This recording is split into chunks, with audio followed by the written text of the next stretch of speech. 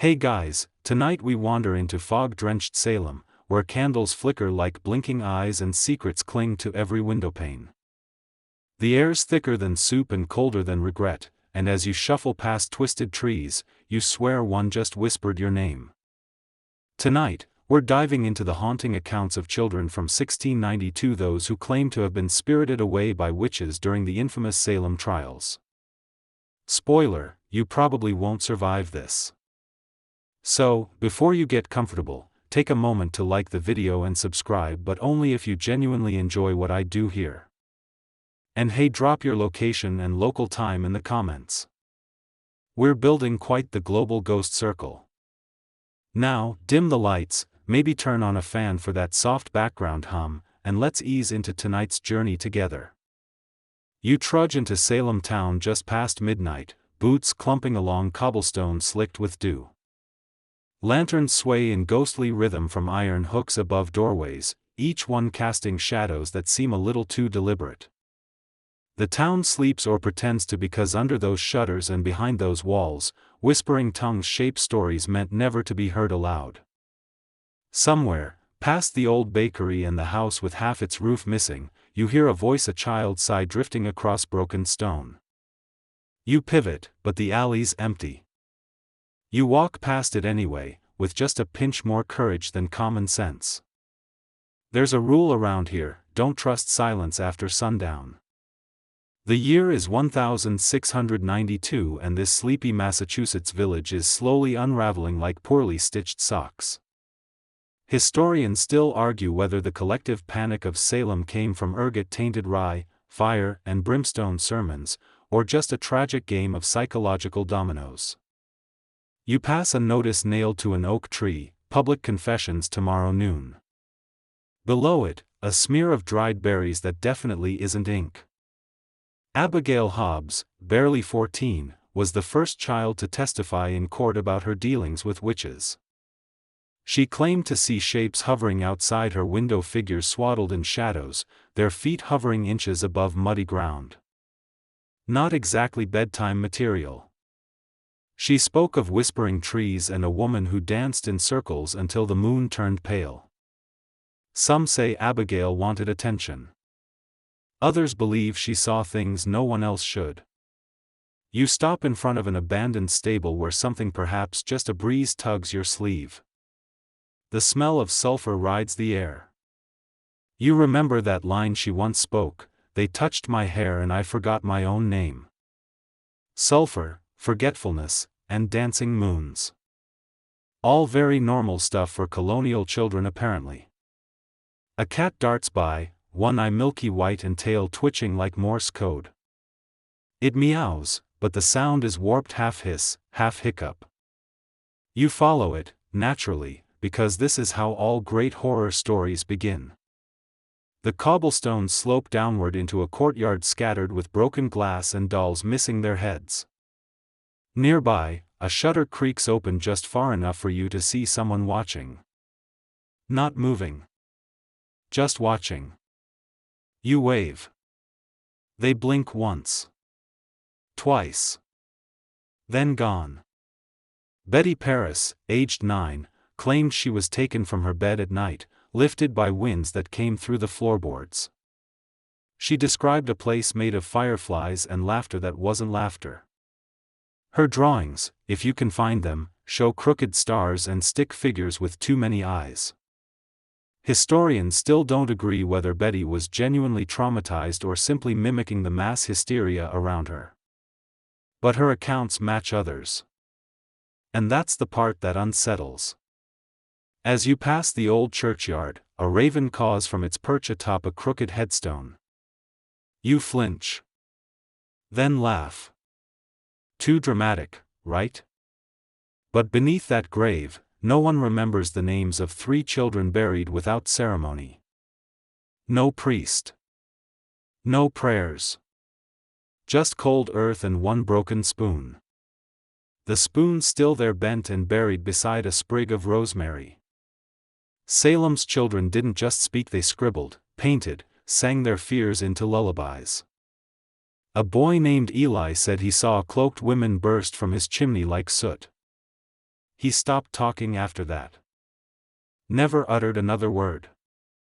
His mother said he smiled too wide and only slept during the day. You cross the threshold of a garden overrun with weeds that hiss when touched. Yes, hiss. A candle flickers on the porch of a house no one lives in. The porch swing rocks, creaking like it's trying to finish a sentence. You sit, just for a moment, and listen. You hear it. A child's breath. Not your own. Something behind you. You leave quickly, boots scraping gravel like broken violins. Your pulse keeps time with the wind, erratic, unsure, maybe a little excited. Behind you, shadows stretch like spilled ink, and somewhere, in a room that doesn't exist, Abigail Hobbs smiles with her cracked doll in hand. The knock comes just after midnight, crisp and impatient, like it knows you were pretending to sleep. You rise, blanket clinging to your skin like static, and approach the door cautiously. Outside, the wind stirs leaves into spirals, and across the threshold stands a figure you recognize, Abigail Hobbs, her hands trembling, eyes glassy, lips pressed tight enough to turn pale. She doesn't wait for you to speak. "They've come again," she whispers, voice thin as spider silk. You notice the frost on her sleeves, the way her breath fogs in swirling patterns like invisible runes. She doesn't step inside. Instead, she points behind her, to the woods beyond the well. One of them didn't leave this time. You follow her finger but see nothing but branches tangled like old hair. She keeps talking. It crawled up through the roots. Not walking, sliding. Like oil. You realize she's not fully here. Her shoes are on the wrong feet. Her cheek bears a faint handprint, 5 crooked smudges darker than soot. Historians still argue whether Abigail fabricated her tales under pressure or sincere terror, but the consistency in her imagery haunts many. Every time she recounted her story, she described the hands long, dry, leathery, with too many knuckles. Said they dragged her through a mirror. Said it wasn't glass but water, and it tasted like vinegar when it touched her tongue. You're trying not to shiver, but she sees it. It hates questions, she mutters. It said that asking makes it remember. A nearby rooster calls, confused by the darkness. You glance at Abigail again and realize her shadow isn't cast in the same direction as yours. Behind her, 3 smaller shadows flicker and twitch. They mimic her stance, but not her posture. One stretches longer than the others and coils like steam. She begins to cry, not loudly, but with the kind of whimper that makes you think of cracked music boxes. "It watches me in my sleep," she says. "Not all of me, just the part one can't see." You ask what that means, but she shakes her head violently.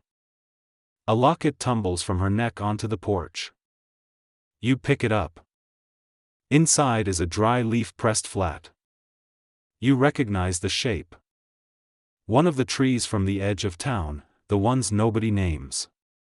She turns suddenly and marches away, not toward her home, but into the fields where the wheat bends toward her like worship. You should follow her. You don't. Instead, you return inside and find your candle has snuffed itself out. You light it again, and the flame is green. Green like moss, or envy, or the secret color in dreams that wakes you up sweating. Earlier that week, Abigail told the magistrate that she'd been offered a choice: stay silent and disappear, or speak and be watched forever. She chose to speak. Said she didn't want her voice to dissolve like sugar in tea. They gave her the Bible to swear on, but it burst into flame before she touched it.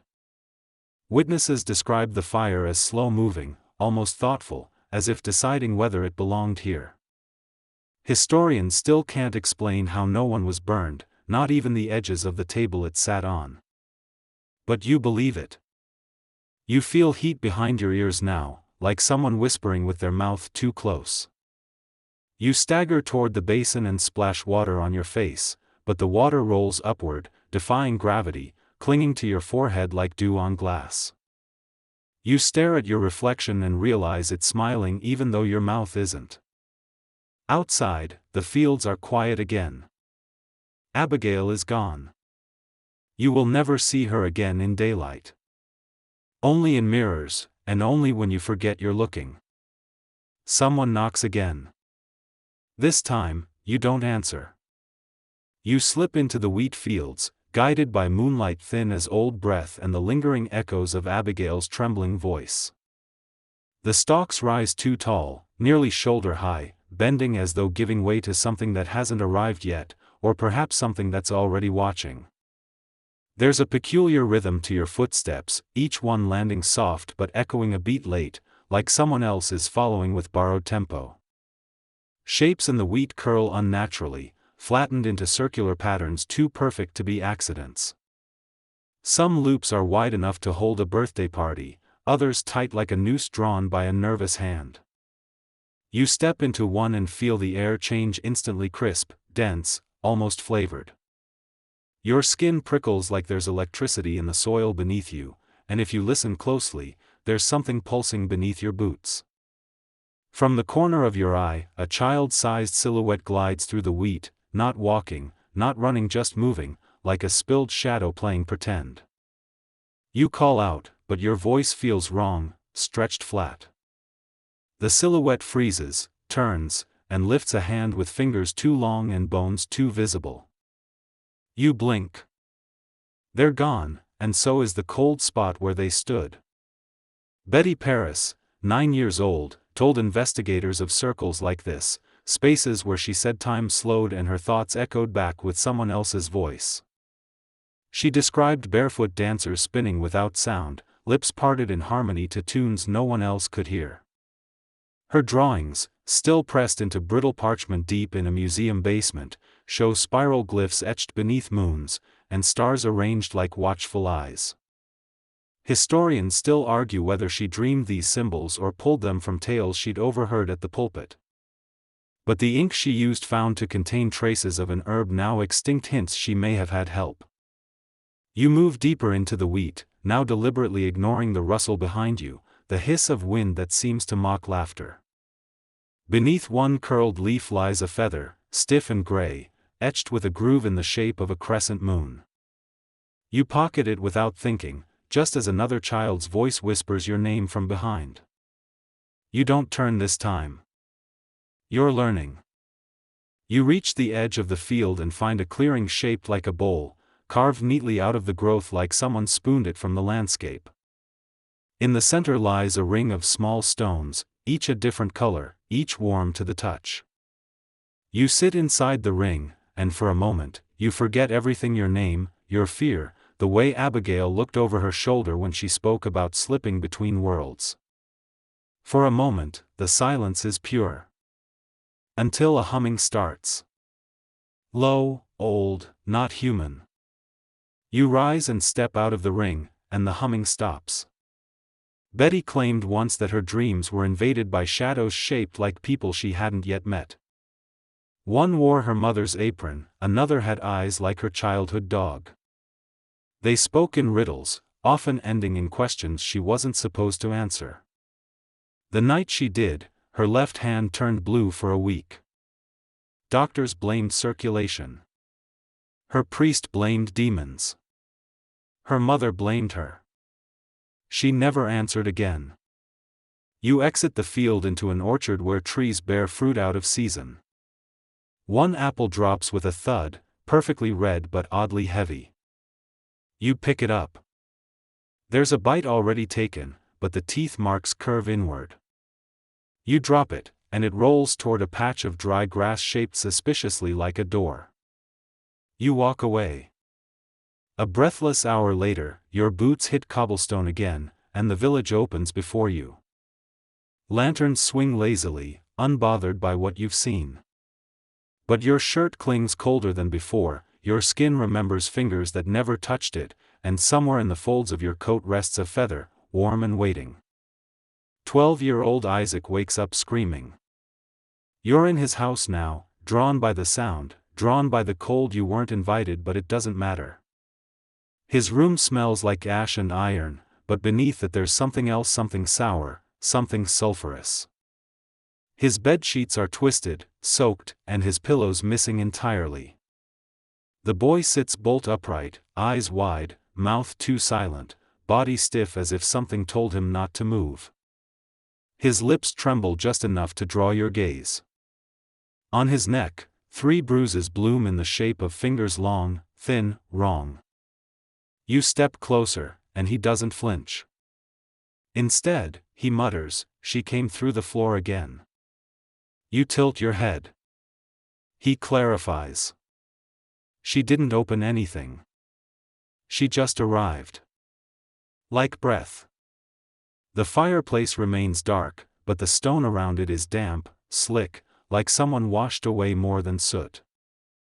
Isaac's mother swears he wasn't like this before the dream. Said he was strong, liked to whistle, read aloud from the Psalter. Now he refuses music, and every time someone reads scripture near him, his ears bleed. Doctors claimed it was infection. Priests disagreed. Historians still debate if children like Isaac were victims of suggestion, illness, or actual encounters with unknown phenomena. But you don't need a footnote to believe him. His story is too heavy, too sharp. Isaac said she whispered math numbers that made his vision blur, equations that bent like knots. Then she showed him something under the bed, something he won't describe, only draw. You've seen it now, sketched into wood with a broken quill. It's not just symbols. It's a map. But not of places. Of people. Faces arranged in constellations that curve into unfamiliar letters. You touch one and the wood pulses faintly, like a heartbeat.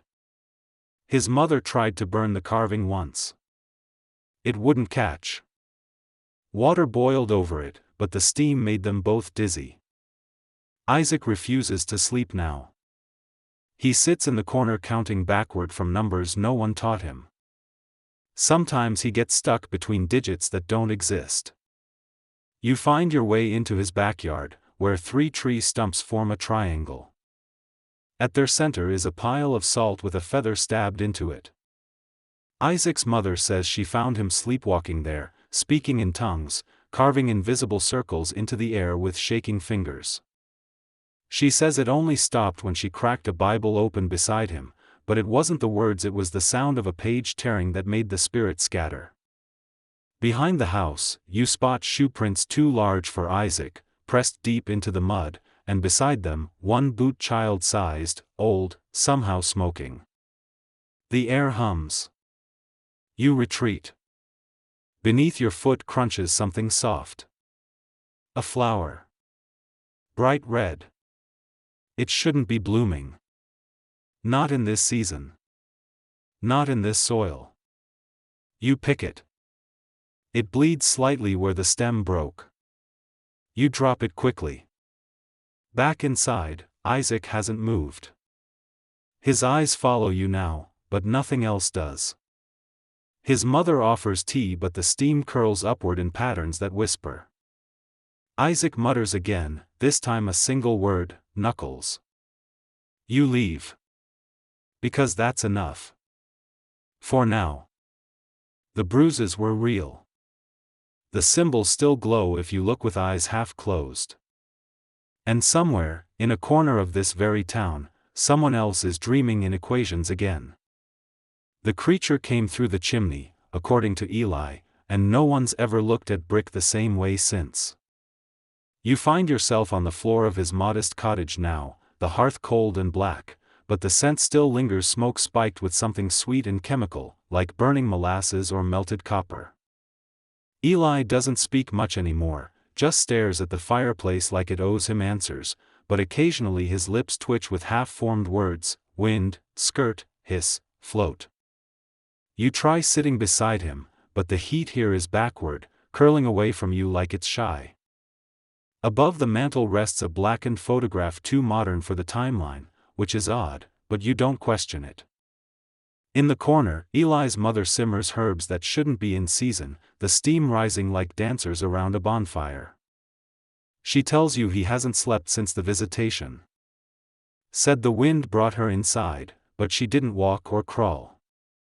She screamed herself in, curled like a ribbon in a box, and touched every wall before settling beneath the chimney flue. Historians still argue whether Eli's tale was shaped by the older generation's folklore or if it truly aligns with other reports of breach-style entries among alleged witches. But Eli's account stands out. His drawings depict elongated fingers extending from swirling gusts, and in one sketch, the woman's hair is made of smoke.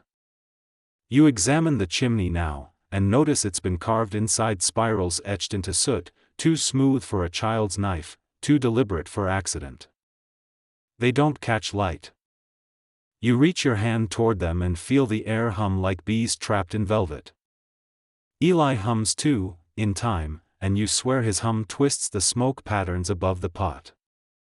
That night, he described how she descended not like gravity wanted, but like music. Each brick vibrated as she passed, and he said she smelled like secrets and sang about numbers that didn't exist. He showed his mother a mark on his shoulder the next morning, 3 pinched ridges like fingers dipped in acid. She tried cleaning it with holy water. It bubbled. Not fizzed. Bubbled like a stew deciding whether to boil or spit. You sit now across from the hearth and listen. It pops once, then grows quiet. Eli turns to you for the first time and whispers something so soft it scratches your ears. She said I was halfway through. You don't ask through what. His mother places another bundle of herbs beside you: mint, wormwood, cinnamon, and something dusted pink, and tells you not to dream near the chimney again. You nod slowly, and as you leave, the wind behind you tries to explain itself, fluttering through your coat like a forgotten lullaby written in ash. You sit across from 4 girls now, their faces blank but their eyes too wide, too knowing, like they've memorized something they shouldn't. They cradle mugs of warm milk, hands trembling slightly, not from cold but from memory. One speaks first, her voice thin and cracked like old glass. It didn't taste right. You sip yours instinctively and gag. It's thick, clumpy, like it's trying to become something else. The girls say they were invited to a ritual, not with words but with rhythm. A fire was lit in the center of a clearing lined with feathers, bones, and spices, most familiar, some not. There was a goblet, black as obsidian, handed from one girl to the next. Inside was milk, allegedly, though one said she saw swirling shadows beneath the surface. They drank it and sang, but not real songs, just sounds that felt ancient, unfinished. One girl said she couldn't stop coughing feathers for days. Her throat remained raw, her voice hoarse and bird-like. They offered prayers too, not to God, but to something else. She asked for laughter, one whispered. Not happy laughter. The kind you hear just before something breaks. You examine their wrists. 3 have faint lines that resemble symbols, not scars. Each one slightly different, one shaped like an hourglass, another like a crooked ladder. Historians still debate whether these rituals actually occurred or were metaphorical expressions of stress, fear, or trauma passed down through oral lore. But the consistency is chilling. Each girl described flames that didn't consume, but hovered, fire that danced without fuel, sparks that whispered secrets. One claimed she saw her reflection in the cup's surface, but it had extra eyes. Another said her shadow stayed behind when she ran from the fire. You blink slowly and realize the milk in your own mug has curdled. You put it down gently, and it slides across the table, as if pulled. One of the girls laughs. Not sweetly. You rise and walk toward the door, but your reflection in the nearby mirror doesn't follow. It waits, smiling faintly. You promise yourself not to look back. You do anyway. Rachel stares into space now, lips parted in a half-smile that feels less cheerful than resigned. She sings quietly, and although you're close enough to hear, the words are slippery, dissolving into themselves like soap in rain. The tune clings to the edges of memory. It sounds like a lullaby, but crooked, bent sideways by something old and tired. She calls it the other mother's song, and says she learned it in dreams, where the woman floated 6 inches above the floor and kissed her forehead with cold lips that smelled like vinegar and lavender. Her stories spill out in fragments, glimpses of halls with no doors, staircases made of feathers, windows that scream if touched. Her parents found her talking to a mirror once, asking it questions like, "What year am I? And how many teeth do shadows have?"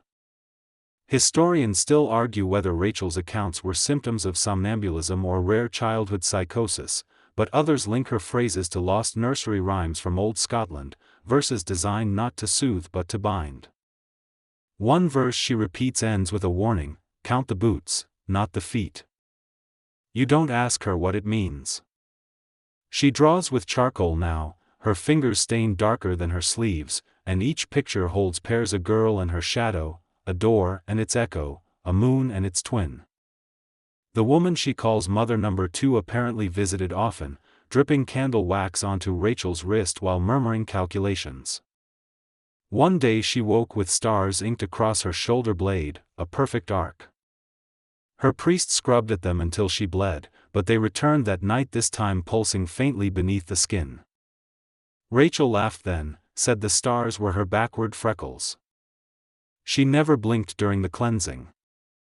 Her parents don't like to speak now, especially when Rachel sings. She sings to clocks, specifically, winding each tune in perfect tempo with their ticking, but she skips minute 42 every time.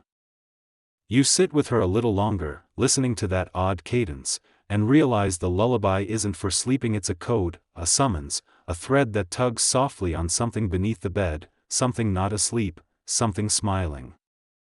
And as you rise to leave, Rachel waves goodbye with a hand that casts 2 shadows on the wall. 3 needles under the pillow. This is how the girl describes it, her voice barely louder than the ticking of your own teeth from the chill. She's 7, maybe 8, eyes unfocused, speaking like she's reciting an instruction manual from a dream she was never supposed to read. You're seated on her floor, surrounded by carvings etched into the wood, loops and lines like nervous handwriting but too symmetrical to be accidental. Her room smells like damp earth and dried lavender, though the windows haven't been opened in weeks. She explains that the needles were gifts, left by her watchers, beings that only arrived when she was asleep so deeply even her heartbeat paused. She insists they whispered numbers into her bones, that she woke once with her name written backward in bruises along her collarbone. Her parents speak of her silence at breakfast, her new habit of humming at walls, her drawings that resemble floor plans from buildings that haven't been built yet. Historians still puzzle over cases like hers. Did the children simply mirror local hysteria, or were they genuinely touched by phenomena beyond comprehension? There's no consensus, only uncomfortable footnotes and faded ink. The girl says the needles didn't pierce skin, they melted once touched, each leaving a different scent: burnt oranges, wet clay, and something like old metal. She describes a ritual too, one she dreamed repeatedly: a circle drawn in dust, footsteps counted backward, and a mirror that showed not her face but someone's memory of it. Her mother claims she sleepwalked to the attic and sang to the rafters. Her voice was wrong, deeper, accented. When asked why, she shrugged and said, "It wasn't me, just the part they borrowed." You examine the bed now, and beneath the pillow is a piece of cloth, 3 needles embroidered onto it with thread that changes color as you move. 1 needle is bent. 1 is missing. You decide not to ask about the 3rd. You leave, but the room clings to your lungs, and your breath tastes faintly like rust. The well is deeper than it looks, ringed with moss that pulses faintly under moonlight, like it's absorbing something only you can see. Sarah Good's daughter insists that the voices came from below, not echoing, but chanting, rhythmic like a heartbeat slowed by thought. She speaks softly now, almost reverently, the way someone recounts a dream that shouldn't be theirs. She says the voices called her name, not the one she uses here, but one older, guttural, with syllables she can't replicate awake. She leaned into the stone rim once and heard her own laugh rise back up, but twisted, like someone retelling her memory through cracked porcelain. The water itself, she claims, isn't water. It glowed blue that night, not reflection but radiance. Her drawings of the well show faces in ripples and symbols beneath the surface. One sketch includes stars drifting downwards into liquid, defying every rule gravity respects. Historians still debate whether this phenomenon was symbolic, a child's metaphor for overwhelming fear, or a real event tied to localized mineral reactions. Either way, her story matches 3 others. Children who claim their dreams ended in wells. Not falling, but floating toward something warm. One boy said he reached in and lost 2 fingernails, not to injury, but because they refused to stay with him. Sarah's daughter speaks of a rope once thrown down to her, not to pull her up, but to anchor her thoughts. It turned to ash the moment she grabbed it. That same morning, she found her shoes soaked with blue liquid and her tongue stained purple. A visiting preacher claimed it was poison. A local herbalist said it was prophecy. She's quiet now, watching the well with a hunger that's not hers. The stones hum faintly, and you feel your own pulse slow to match the rhythm. You look down and see your reflection smiling faintly, your teeth longer, your eyes older. You blink, and it's gone. You stand to leave and she whispers, "It still knows you." You walk faster. The hum behind you gets louder. The church sits crooked on the hill, its steeple leaning slightly like it's listening to secrets whispered into the earth. You make your way up the worn path, boots skimming over moss that shouldn't be this thick in summer. The doors are ajar, creaking softly in rhythm with the breeze, and inside, the pews stretch out like ribs, flanking a central aisle marked with faded chalk symbols. The candles are lit, oddly enough, though no service is scheduled, and the light they cast is slow, sluggish, as if uncertain about illuminating what happens here. Sarah Good's daughter sits near the back, her hands folded neatly over a ragged hymnal. She speaks without prompting, her voice quieter than wood settling. They came during prayer. You sit beside her, and the air dips colder, tinged with ozone. She tells of cloaked figures sitting silently through sermons, lips moving backward, mouths shaping syllables that bent reality. She says they didn't blink and that their shadows didn't match their bodies. Some bent too high, others stayed stuck to the pews when they left. Historians still argue whether these stories are metaphors, desperate children interpreting strained rituals through lenses of fear and folklore, or whether something truly haunted Salem's sanctuaries. One boy claimed a figure walked down the aisle during communion and never touched the floor, floating just inches above it, robes rippling like underwater cloth. Another described a whisper that rose during prayer like 10 voices singing a hymn, just slightly off-key. Sarah's daughter says she watched a girl start crying mid-sermon, screaming that the preacher had no face. When they brought her outside, she kept gasping at the sky, saying it had too many moons. You feel your heart tick oddly as the girl continues, now tracing her finger along the hymnal's cover. It's been scratched, a symbol, not random, something spiral-like. She says one of the cloaked figures looked right at her once, tilted his head, and mouthed something soundlessly. That night her dream began with bells ringing underwater and ended with her waking in the graveyard, her nightgown soaked, her feet blistered. You glance up at the stained glass, expecting angels, but the pattern's unfamiliar, not saints, but shapes, loops, twists. No faces. Only suggestion. You stand to leave, but Sarah's daughter holds out her hand and drops something into yours, a communion wafer, blackened around the edge, warm and vibrating faintly. You don't know what to say, so you bow your head slightly and walk toward the door. Behind you, she hums a tune that skips every 4th note, and as the door closes, you hear the pews shift. They weren't empty. You crouch beside a jittery boy now, hair sticking up like he slept in static and hands clenched around his boots as if they might run off again.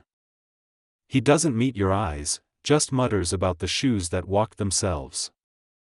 You glance down. They look normal enough, dusty, worn, a bit big for his feet. But one toe twitches, and you swear the sole pulses once, like it's stretching. He says it started a week ago. One morning his boots refused to stay still, even while on his feet. Said they pulled him forward in short jerks, dragging his heels like he was a puppet learning rhythm. He tried to take them off and they tightened. Not physically, just the sensation, like they became part of him. He wandered into the woods that day, lost 2 hours, woke in a circle of thorn bushes. No scratches, just a feather tucked between his toes and a note written on birch bark, "They like to borrow." Historians still debate whether such accounts were stress responses to local hysteria or perhaps subtle metaphors for loss of control during adolescence. But the birch note exists. It sits in a drawer in the town archives, and the ink refuses to fade. The boy describes how, late at night, the boots hum. Not out loud, but inside his bones. Says he dreams of walking up vertical walls, dancing backward over rooftops, following music he's never heard but somehow knows. He says the laces tangled themselves once and spelled out the word wait. His parents tried to burn them, but the smoke turned blue and triggered nosebleeds in everyone present. One priest suggested burying them in salted soil.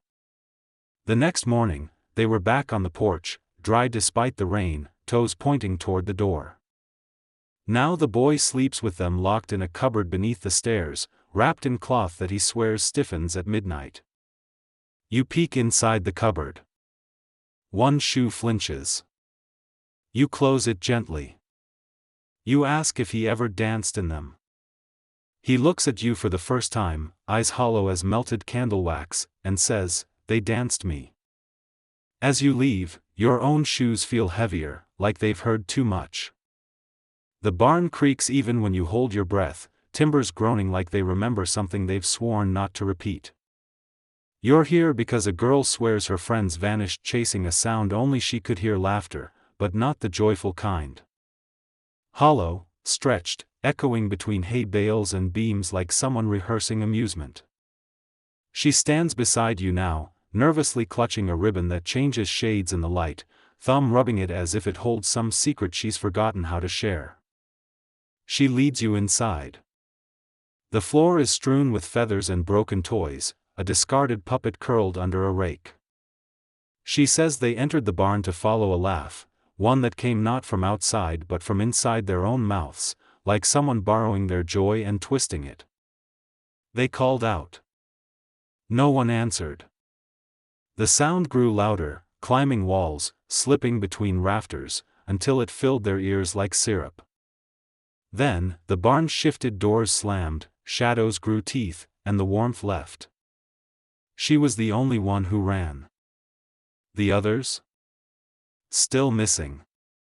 Historians debate the reliability of such singular testimonies, especially from children under trauma, but her account includes oddities too consistent to ignore, descriptions of animal footprints that don't belong to any known creature, hay that smelled like burnt cloth, and a patch of floor too smooth, too polished, like something sat there for years watching.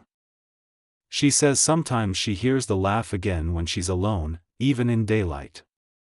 That it knows she escaped. You glance up at the rafters and see a shape, maybe a bird, maybe not, perched too still. The girl walks outside and doesn't turn back. Her ribbon slips from her hand and coils on the ground in a perfect spiral. You pick it up and your fingers tingle. The barn stays silent now, but inside your ear there's a chuckle, faint and patient, like it's still waiting for the others to finish the game. The spoon sits crooked on the table, not bent but slightly arched, like it's remembering a shape it never held. You're seated in the kitchen now, across from a boy with pale cheeks and a bruise on his temple shaped vaguely like a question mark. He fidgets with the spoon, spinning it slowly, whispering syllables you don't recognize. He says he found it in the woods, lying atop a patch of dead grass arranged in a perfect circle. Took it home. Wasn't supposed to. That night, his memories began rearranging themselves: birthdays out of order, faces with names he didn't recognize, dreams narrated by a voice he swears belongs to someone long gone. He doesn't eat with it anymore. Says the food grows cold too fast, tastes like echo. His sister touched the spoon once and lost 3 hours. Just vanished, then returned in the same spot, staring at a ceiling that didn't belong. She couldn't say where she'd been, only that she smelled cinnamon and heard music made entirely of whispers. Historians still argue whether this so-called crooked spoon was a common object wrapped in coincidence or a relic tied to a long-forgotten folk practice aimed at erasing memory. One local researcher noted similar utensils listed in European witchcraft inventories, often linked to confusion rituals. But nothing definitive. The boy says when he places the spoon on his pillow, he dreams in reverse, starts at the goodbye and wakes up at hello. Once he dreamt of a barn he never visited, except he knew every beam, every splinter, and inside, someone hummed his lullaby off-key. He draws symbols now, none repeated, but always curved, always with a loop like a spoon's belly. His drawings hum, faintly, when held. You try one. It vibrates against your palm like guilt. The spoon spins faster. The boy swats it off the table and it lands with a clang. Then silence. He picks it up and whispers to it again. This time it hums back. You leave quickly, but your own memories shift slightly. Your boots aren't the color you remember, and your name tastes different when you say it. That night, you swear your fork bends sideways in the drawer. The puppet sits on a shelf that shouldn't exist, nestled between 2 cracked jars and a candle that refuses to stay lit. You stare at it and it stares back, cloth stitched from what looks like braided thread and rabbit fur, its eyes buttons. Glinting slightly even in shadow. A girl nearby insists it blinked once when the preacher said her name. You wait. It doesn't move. Yet something about it feels timed. She tells you the doll appeared overnight, laid gently on her pillow with a note made from dried leaves. The message read, "Speak only when the wind listens." She thought it was a prank until it twitched.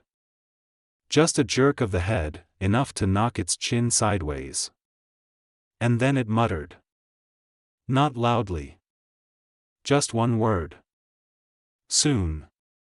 Historians still argue whether puppets were tools of storytelling, trauma projection, or genuine vessels used in colonial rituals, but this one defies simplicity.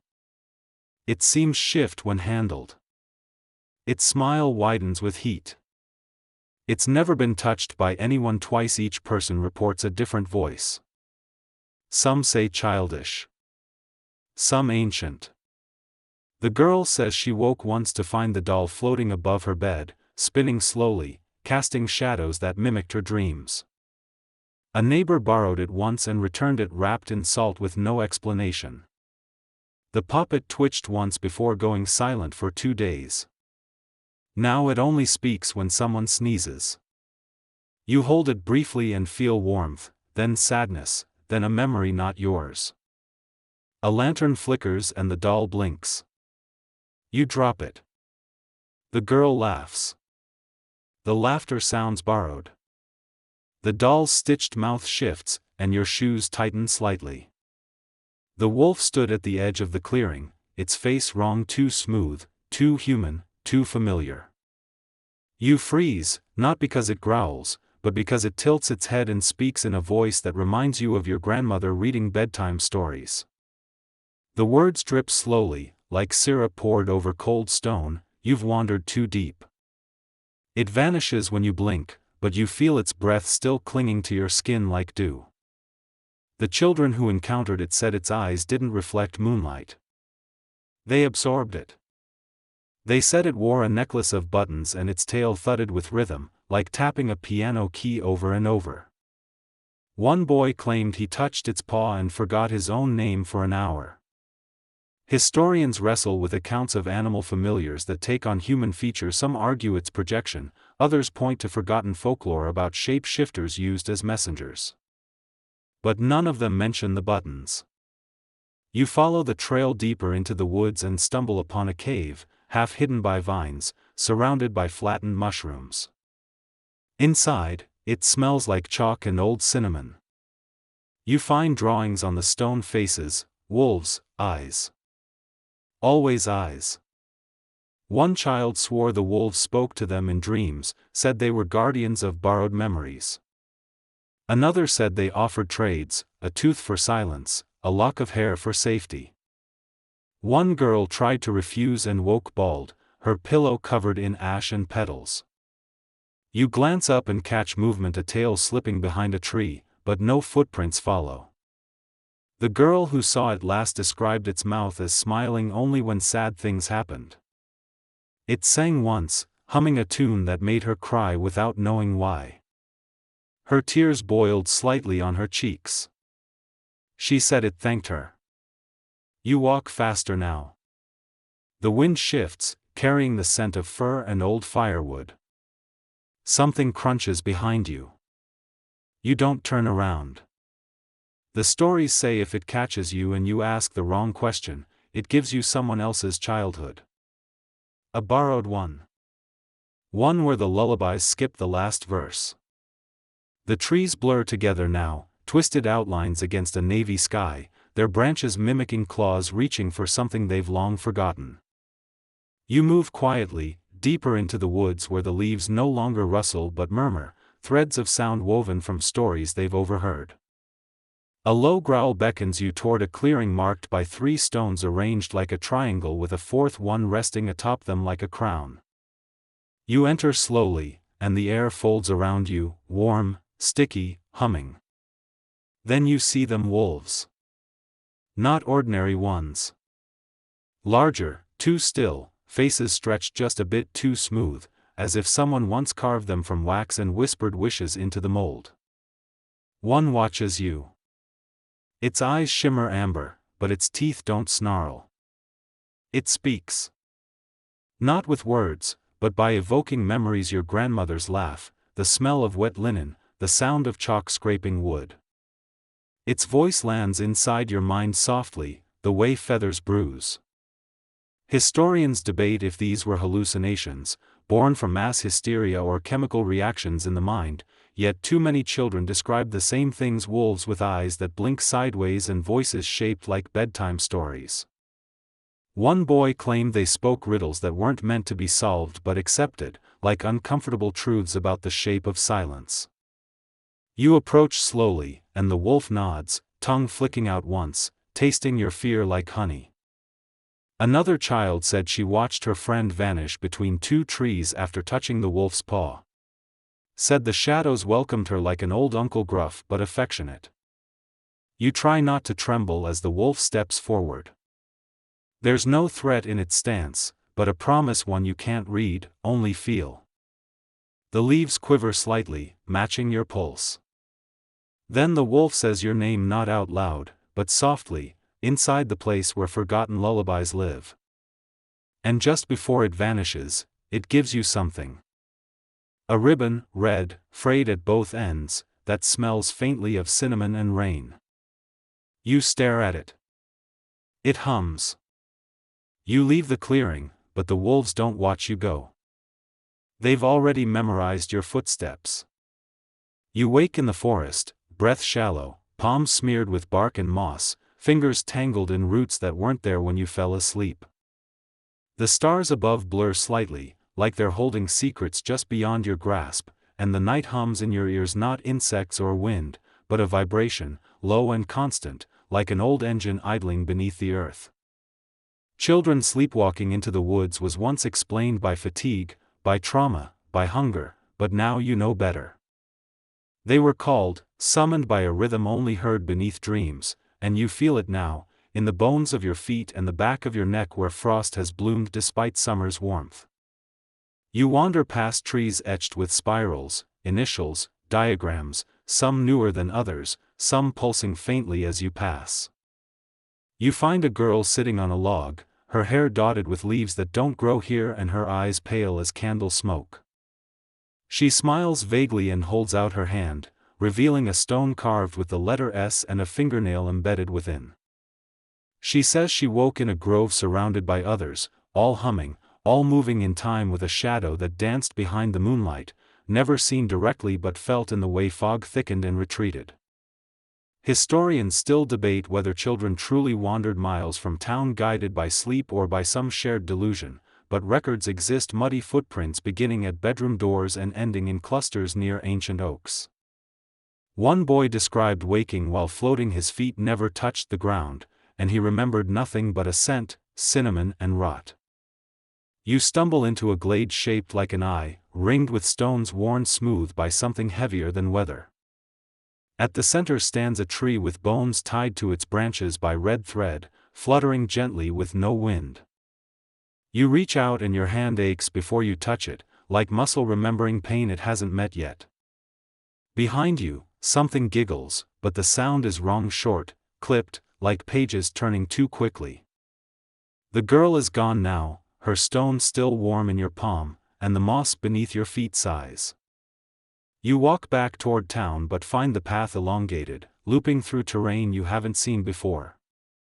It takes you 3 hours to reach a road that should have been 10 minutes away. That night, you dream not of trees, but of waking again in bark-covered skin, arms reaching for stars that blink backwards, and you know, with quiet certainty, that the forest has memorized your name. The shadow dances not on the floor, but on the wall, wrong, reversed, exaggerated. You follow Thomas's footsteps now, the boy who swore it mirrored him perfectly except when it shouldn't. He said he woke one night to find a new companion cast beside him on the stone wall, tall and grinning, arms lifted in glee while his own remained still. He blinked and it twitched. He yawned and it pirouetted. You sit now where he once slept, the mattress old and uneven, soaked with candle wax drippings that form spiral shapes. The wall before you is blank, save for a faint smear shaped like a hat. You don't wear a hat. The fireplace is unlit, but the room flickers with movement, a rhythm of light and shape that doesn't belong. Thomas told the constable that he eventually tried to talk to it. "You're me," he said. The shadow nodded but didn't smile. "I'm better," it replied. And then it laughed. Loud, echoing, but not from inside his ears, from inside his thoughts. Historians still argue whether Thomas experienced dissociation, sleep paralysis, or something deeper, an intrusion. His journals mention the phrase mirror slip more than once. He drew himself over and over, but never quite the same. Always something off, a longer nose, a smile that showed too many teeth, eyes shaped like rectangles. He said the shadow kept him company, whispered secrets about people he hadn't met yet, gave him names of places he would one day visit. He did visit them. Somehow. One was a burned cottage on the edge of a frozen brook, another a cemetery that didn't exist. Each time, he found traces, a button, a feather, a note written in charcoal on bark, "You're almost ready." Thomas stopped sleeping altogether. His shadow grew more confident, stretching faster than dusk, slipping past corners he hadn't reached. One night, his parents found him pressed flat against the wall, both arms extended, palms matching prints that hadn't been made yet. When they pulled him away, he shivered and said, "I was teaching it how to lie." You glance at the mirror now. Your own shadow doesn't follow you in real time. You take a deep breath and step back, casting light from a candle you lit moments earlier. The flame flickers once. Your silhouette jerks. Not you. You blink and the room grows warmer, like something watching just smiled. You leave quietly, but your own footsteps sound distant, like someone else is wearing them. Red ribbons always appear the same way, knotted gently around branches that shouldn't hold them, draped across doorknobs like invitations, left on pillows with no crease in the bedsheets. You run your fingers along one now, the fabric soft but pulsing faintly, the color not quite red but the memory of it, the echo of crimson filtered through a dream. A girl nearby stares at the ground as she talks, voice quiet, steady, like she's trying not to wake something. She says the ribbons are gifts. Not bribery, not reward, just offerings left by the ones who visit during fog. The first time she received one, her shoes vanished. Not stolen, just gone. Room sealed, windows locked, and still, gone. She followed the ribbon, naturally. Children always do. It led her to the edge of the creek, where lanterns floated 3 feet above the surface, unmoving despite the breeze. The ribbon dissolved the moment sunlight touched it. Nothing remained but the smell of cinnamon and moss. Historians remain divided. Some suggest children invented stories around common items, others wonder why so many described the same scent, same vanishings, same rules: never wear the ribbon after dawn, never tie it to another living thing, never ask where it came from. The girl says she tied one to her wrist once. That night, she dreamt she was someone else. Her name, her face, even her parents wrong. Not scary, just unfamiliar, like wearing clothes too perfectly tailored for someone taller. In her dream, she spoke a language she'd never heard but knew fluently. She sang verses that bent light and walked backward without stumbling. When she woke, the ribbon was gone and her reflection blinked before she did. Her sister touched one once and forgot her favorite color for a week. Her drawings grew colder, more geometric, less human. You hold the ribbon now. It's warm. You drop it onto a windowsill and it vanishes before it lands. She looks at you, nods slowly, says, "They never meant to stay." The ribbons are just their way of saying goodbye. You hear humming from outside, faint and familiar. One tree in the yard wears 13 ribbons. One for each child who followed them too far. The birthday party wasn't hers. That's what the boy says first, voice flat like he's reading weather reports from someone else's dream. You sit beside him now in a living room too pristine, untouched by dust but not by unease. He describes balloons floating a little too slowly, like they were underwater, and guests dressed in clothes too perfect, stitched without seams. There was cake, yes, but when he tried to eat it, it dissolved on his tongue like snow and tasted faintly of cinnamon and sleep. He doesn't remember getting there. 1 minute, he was in bed. The next, he was sitting at the head of a table carved from bone. The other children laughed, but their mouths didn't move, and the candles burned upward, twisting into spirals rather than flames. Historians debate these accounts false memories, social contagion. Yet this boy's story matches 3 others: games played without rules, names whispered that weren't their own, and invitations written in handwriting eerily similar to their parents' but slightly off. He says the gifts had no weight, but each made him feel watched: ribbons that hummed, mirrors that blinked, and a doll that whispered knock-knock jokes in reverse. When he tried to leave, the door stretched taller, wider, until the knob vanished into the ceiling. He didn't cry.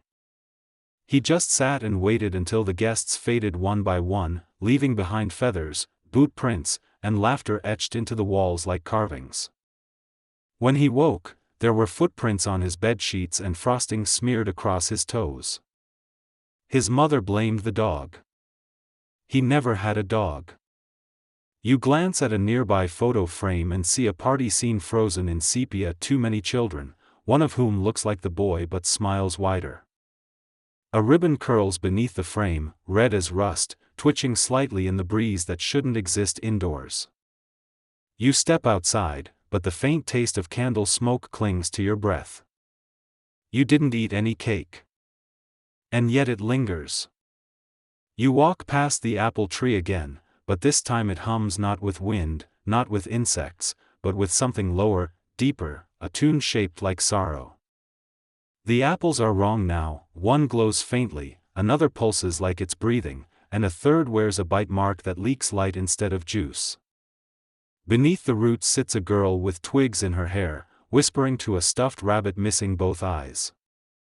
She doesn't look up, just says, "They grew teeth last night." You don't ask what she means. The tree leans slightly toward her, bark glistening as though wet from tears or sweat, and one branch dips low, almost tenderly, dropping a petal that lands with too much weight. She claims the fruit speaks in dreams, that each apple contains a secret once shared by someone forgotten. One dream showed her a burning church in reverse flames folding back, prayers unsaid, time tangled. She ate the apple and woke with ashes in her mouth. Historians catalog these tales as metaphorical expressions of trauma, symbolic grief, but her drawings are too precise: churches with spiral windows, flames shaped like letters, trees bearing more eyes than fruit. You reach up, pluck a low-hanging apple, and it sings softly for 3 seconds before falling silent. Its skin wrinkles. She tells you not to eat it unless you want to forget your oldest memory and replace it with someone else's. One boy did. He woke believing he was born beneath the sea. Spoke only in rhymes for a week. The girl's rabbit twitches. You blink. It's just cloth.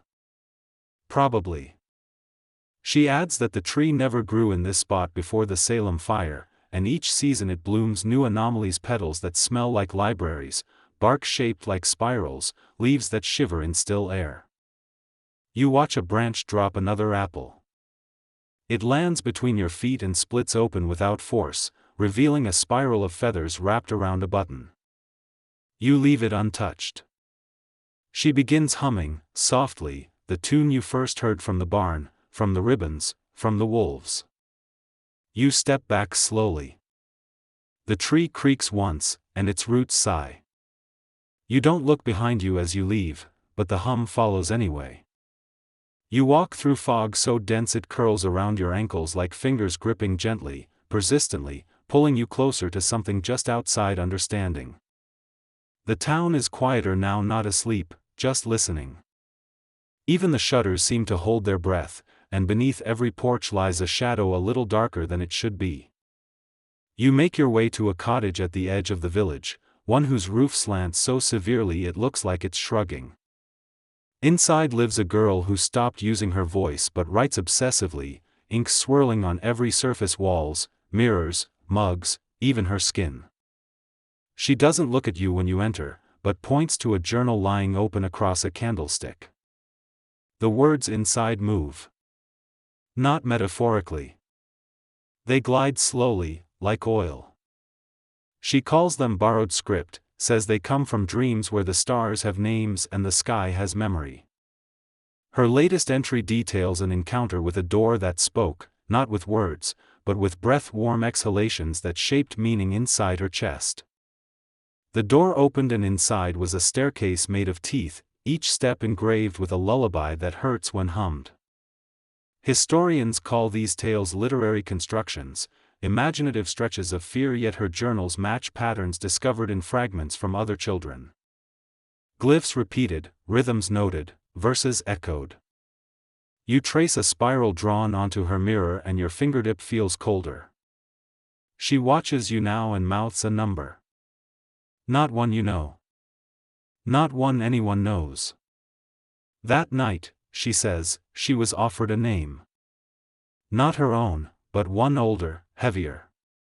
She wore it in sleep like a cloak, woke up with dirt beneath her fingernails and moss braided into her hair. Her parents scrubbed her gently, but the moss whispered during the rinsing, and her scalp remained cold for 3 days. You notice a candle burning beside you, flame steady despite your breath. Its wax drips upward. She closes the journal softly and hands you a small cube made of folded parchment. It hums in your hand, low and steady. You leave, not by the door, but through the back window, where the fog opens a small path lined with feathers. Your heart stutters once, not out of fear, but recognition. Somewhere in the mist, something knows your middle name. And now it's listening. The mirror doesn't crack, it yawns, a slow stretch across silver that exposes something beneath reflection, something behind resemblance. You stand before it now, in the home once occupied by a child named Eliza, whose drawings always mirrored reality. Slightly wrong houses with extra windows, cats with too many tails, mothers who blinked sideways. The mirror hangs crooked on purpose, she said, tilted just enough to catch glimpses of what watches sideways. On the night her voice changed deeper, staggered, her parents found her tracing spirals on the glass with fingers stained blue. She spoke in riddles that bent syntax, answers that asked new questions. Historians note a spike in mirror lore during Salem's hysteria, children claiming glimpses of backward versions of themselves, reflections that moved first, eyes too steady. Eliza's mirror now hums faintly when approached with closed eyes. You test it. Inside the glass, your silhouette jerks, slightly out of sync, its head tilting just after yours, then freezing. The frame smells faintly of rain-soaked cinnamon bark and singed paper. She claimed the mirror whispered names not hers, but names of children lost during trials, each syllable heavy with ache. Sometimes they floated across the surface like smoke. One name stayed: Tommy Lynn. No records match it. She carved it into the wall beside the mirror, but it shifted over time. Letters rearranged themselves into symbols. Eliza disappeared one night. No footprints. No broken glass. Just a ripple left in the mirror's center and a feather on the floor that turned to ash when touched. Her drawings remain. One, in particular, shows the mirror sprouting roots. You run a finger along its edge and feel a pulse, rhythmic and curious. The room tilts faintly, only for a second, and your reflection smiles before you do. You leave slowly, watching your shadow overlap imperfectly with what shines back. Just before the door shuts, the mirror breathes out, once soft, damp, and knowing. The graveyard murmurs now, not voices, but a gentle shuffle, as if the stones have decided to shift their posture ever so slightly. You tread carefully between crooked markers and half-buried names etched in letters that lean sideways, as if they're still mid-whisper. A girl sits cross-legged beside a grave marked only with a spiral and a smear of ash. Her hands rest in her lap, clutching a doll without a face, and she breathes slowly like she's sinking with the soil itself. She speaks softly, says this place isn't about death, but memory. Says the graves don't hold people, they hold moments, fragments pulled from dreams too sharp to survive the waking world. One boy wrote in his journal that the graveyard smelled like pencil shavings and thunder. Historians shrugged, citing sensory confusion, emotional displacement, metaphor. But they ignored the boy's other entry, a sketch of the graveyard where each stone glowed slightly, pulsing to the rhythm of breath. He claimed he stood once at a plot with no grave and heard a lullaby rise from the dirt, sung in reverse by a mouth without a tongue. You feel it now, a hum beneath your feet, gentle, like someone remembering your footsteps before you take them. The girl motions to a lantern beside her.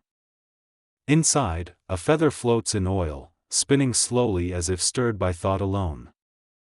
She says it was left by someone who promised to return, someone she met only in reflections, never awake, never named. You ask if she's waiting. She shakes her head. I'm remembering forward, she replies. You glance around and notice the graves have shifted. Just slightly.